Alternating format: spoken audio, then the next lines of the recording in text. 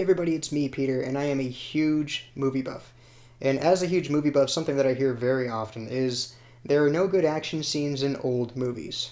These days, you can't see an action film without there being some amazing action scene in it. And even in the 2000s, you didn't have to look very far before you found a really great action scene.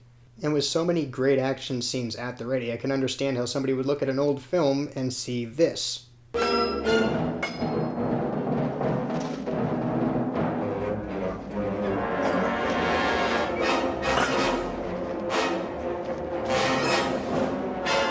And think that there are probably no great action scenes in old films. But before I move any further, I'm going to have to define what qualifies as old. Here in 2017, unfortunately for me, some movies in the 1990s could be considered old. But I can't count the 90s because the 90s have really great action scenes in them. And in some cases have even revolutionized... Is that a word? Revolutionized action scenes. So we'll go back a decade. I could talk about Aliens and RoboCop all day, but really I can't use the 80s because of Arnold Schwarzenegger, Sylvester Stallone, and Jackie Chan. These three names alone have created the bulk of great action scenes in cinematic history, let alone the 80s. Jackie Chan is one of my favorite stars. He is, in my opinion, the most courageous and talented star since the silent era, which I would hope that he would take as a compliment since a lot of his stunts were inspired by silent films. So we'll go back another decade, 1970s, and even though Sylvester Stallone and Jackie Chan both technically got their start in action movies in the 70s, I don't really consider them when I think about the 70s. Clint Eastwood comes to mind, along with a lot of other films, a lot of other really great action scenes. But if I'm going to exclude the 70s, it's going to be because of the one and only Bruce Lee. I believe that Bruce Lee pioneered the modern action film. Action scenes are highly choreographed, they're flashy, they're beautiful, and the actor has to actually be able to pull off some pretty incredible things in order for it to look good on film. That's what Bruce Lee was able to accomplish. That's what Bruce Lee did to the future of action.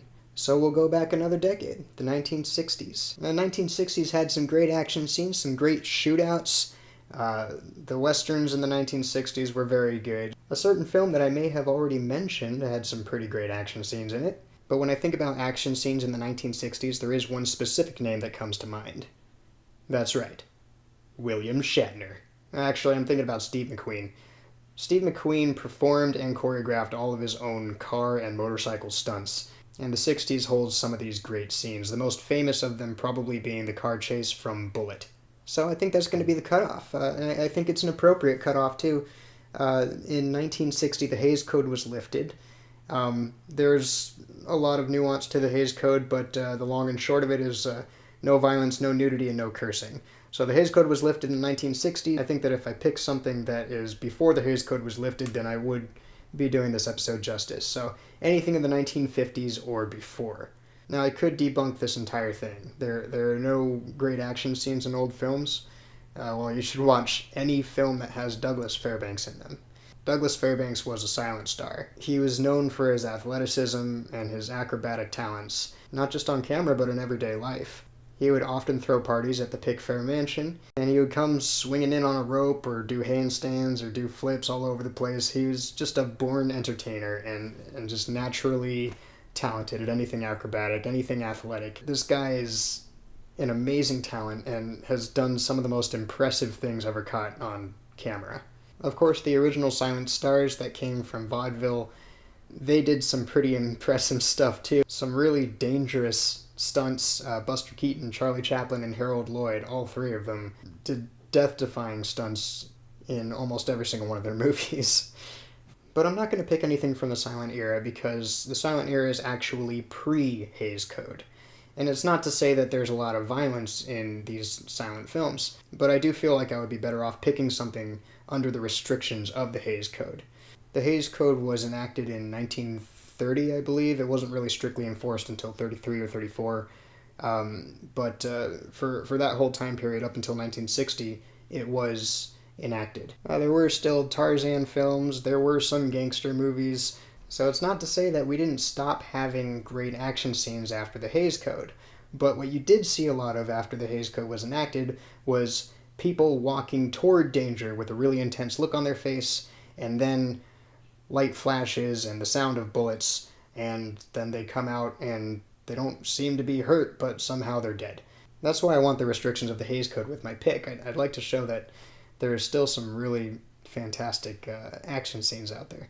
During this span of time, filmmakers had to get really creative with how they were going to pull something off. For the most part, they had to actually make it happen and just capture it on film and hope nobody got hurt.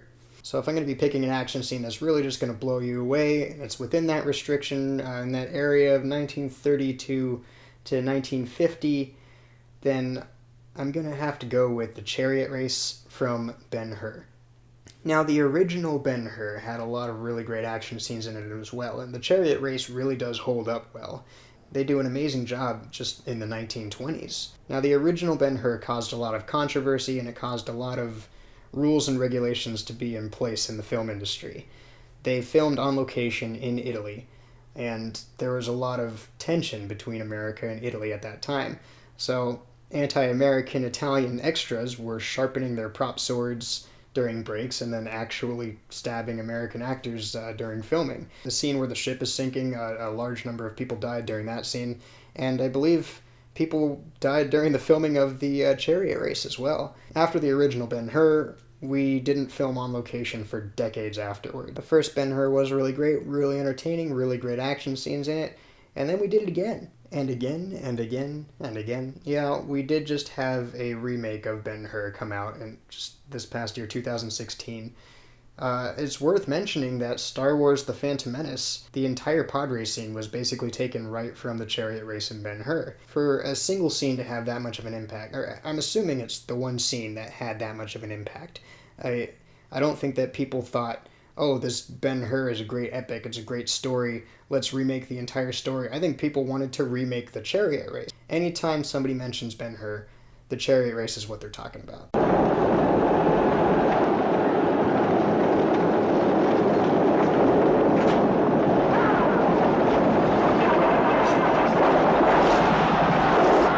The Ben-Hur that I've decided on is a 1959 William Wyler film written by Carl Tunberg, starring Charlton Heston.